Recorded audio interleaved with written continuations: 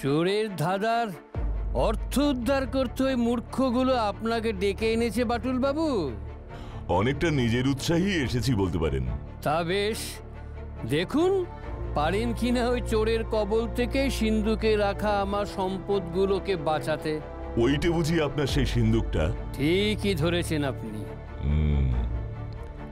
সিন্দুকটার আলাদা কোনো তালা নেই দেখছি, চাবি ভেতরে ঢুকিয়ে ঘুরিয়ে খুলতে হয়। বাপ ঠাকুরদার আমলের জিনিস, এর ব্যাপারটাই আলাদা। চাবিটা কোথায় রাখতেন? চাবিটা সবসময় আমার সঙ্গে সঙ্গেই থাকতো, এই বালিশের নিচে। সারাদিন তো এই ঘরেই থাকি আমি, ঘর থেকে বের হলে সঙ্গে নিয়ে যেতাম আমি। রাতের বেলা চোর আপনার ঘরে এলো, আপনি গভীর ঘুমে বালিশের তলা থেকে চাবিটা নিল, আবার বার হয়ে গেল। বালিশের নিচে ধাঁধা লেখা চিরকুটটা রেখে গিয়েছিল। ঘরের দরজা কি খোলাই থাকে রাতে?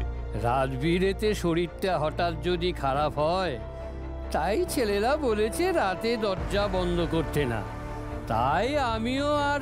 বাহ, এই ঘড়িটা তো বেশ চমৎকার।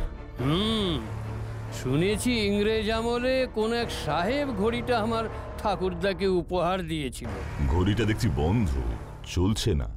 বেশ কিছুদিন হলো, ভেবেছিলাম শহর থেকে লোক ডাকিয়ে ঠিক করাবো, তার মধ্যেই তো এসব কাণ্ড। ঠিক আছে বাদল বাবু, দেখছি আমি কি করতে পারি।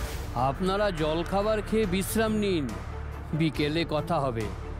আমার আবার সকাল 11টার মধ্যে দুপুরের খাবার না খেলে চলে না, খিদেটা এখনো মরেনি। দুপুর 1টায় ছেলেদের টাকা পয়সা প্রয়োজনীয় যা দরকার এসব মেটাতে বসান। এটাও বলেছে দেখছি। হ্যাঁ, তারপর 4টে পর্যন্ত ঘুম। ঠিক আছে, আমরা এখন উঠছি, তাহলে বিকেলে কথা হবে।